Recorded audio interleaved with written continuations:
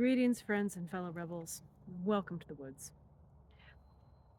For most of this year, for half of this year, I was working on manifesting various things in my world to keep my infrastructure, my life together. As a result of that, I've learned an awful lot about the ins and outs and nuances of manifestation. And let me share a little bit of that with you right now, because it came to a head today. I'll give you the exact story to illustrate what I've learned. Since April, I have been trying to figure out how to get the irrigation on my land around my house repaired. We had issues, we had damage from the winter, and we urgently needed assistance if certain plantings, certain fauna were to stay alive. Unfortunately, when I put the manifestation out, it was, let's get this done. Now, when you have a manifestation that's so broad, where you're not putting details in it, let's get this done, you're going to attract some energy in. But you're going to attract a broad base of things. You're going to be putting a lot of energy out. Let's get this done is very general. So it's going to cost you a lot of energy for what could be just a small little task. If I can make an analogy, it would be like, I want to advertise. I want to put out that I need something. I want to advertise. I want to get, say, customers. And so I'm going to just advertise everywhere to everybody. So you're putting all of this money into advertising everywhere to everybody when you could just be focusing in on exactly who you need. So by putting out to the universe, let's just get this done, without being very specific about how I wanted to get it done and what way I wanted to get it done, I just scattershot all of that energy out to the universe. It cost me all of this energy, and what I got back was not ideal.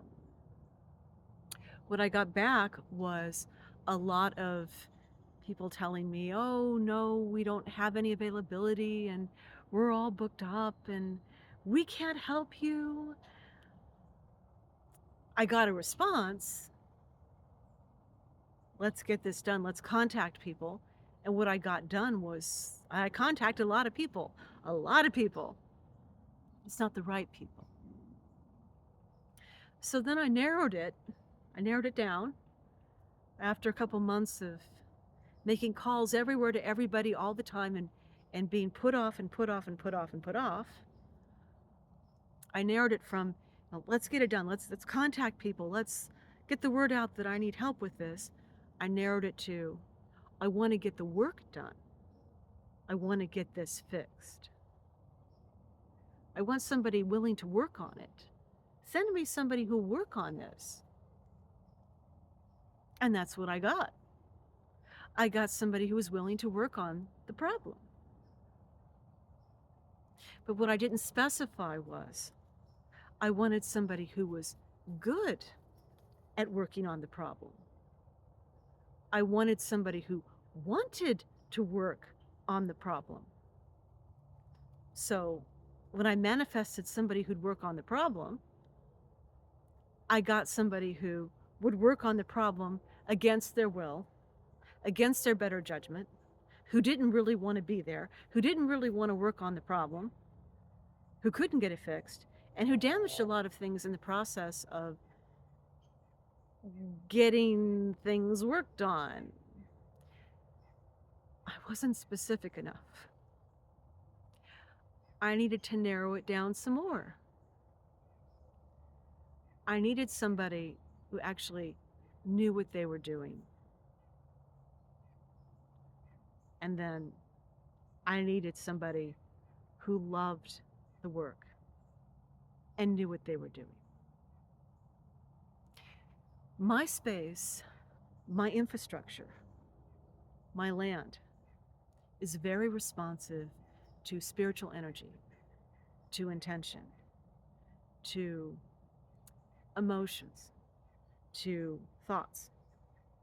So if you come here in a rarefied where the energy is up, where the energy is strong, where it's going to respond to you right away, and you're thinking, oh God, I don't want to be here. I just want to go home. And suddenly you find yourself so sick that you have to go home. Yay! You did it! You manifested what you wanted. I have to be very cautious about who comes in to stay. And if they don't have the right emotional or mental projections, I have to keep a watch on them and I have to keep them bubbled off from interacting with the energy in this space, in the lands around, so that they don't inadvertently run into problems themselves or cause me any problems. And you will discover, as you work on yourself and you get that where you want it to be, and you expand your energy out to your family and your household, and you expand your energy out to the land around your home, and you expand your energy out even further to the land that's adjacent, your neighborhood, out and out and out, as far as it will go. As you start affecting things, this same principle will hold true for you. If your whole family is what they call high vibe, and what I call spiritually conscious, working with the energies, where the land acknowledges you, works with you, if you've walked the land as the Druids, as the sages did, and create alliances with the different community within the flora and fauna, so that you respect them, they respect you, you work with them, they work with you, your energy will increase and increase and increase.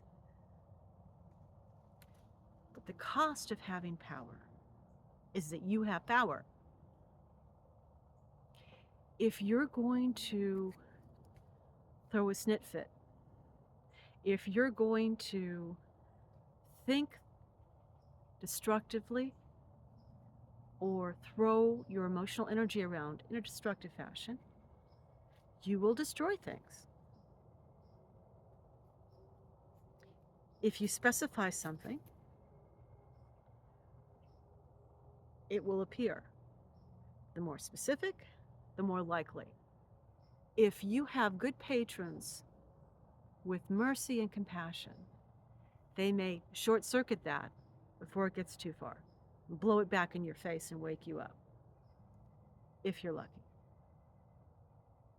And if that doesn't happen, things will break. A lot of things could break. The principles of manifesting, the principles of power, the principles of creating your own reality requires that you have some discipline in what you create. You don't have the luxury of blasting chaotically in every direction unless that's the reality that you want to create. What happens with people who do that, who can't control themselves, their thoughts, and their emotions, is they wind up under the leadership of somebody who can. And the other side of the chessboard, who's very big on hierarchy, power over, instead of what we like to do, which is power with, they deliberately provoke the people around them, their subordinates, their family members, their friends, people who they want to see themselves as under them, they provoke problems so that that person will get frustrated and give up. This is too hard for me. I can't do this. Here, you do it. Now you've just handed your power over to them. This is one of those dualities. Talked about the alliance of dualities, the teacher and the student. In this case, the master and the slave. The slave has the benefit of a lot more freedom of thought and a feeling, maybe not expression, but thought and feel. They don't have to hold the infrastructure together. So they can complain about anything and nothing happens, and they could feel whatever and nothing happens, and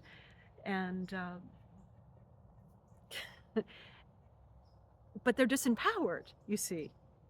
Their thoughts and emotions don't make anything happen. They're disempowered.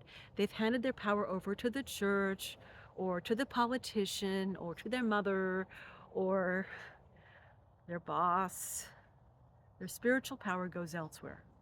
So they have the luxury of expressing however they want to express, and it's fine because they don't have any real stakes in the game. They can't really make anything happen. But if you're going to take on power, real power, you have to also be disciplined. Because when you feel something and when you think something, there will be a reaction. Thank you for spending time with me. I appreciate getting to interact with you, learn from you, and grow with you. And welcome to the woods.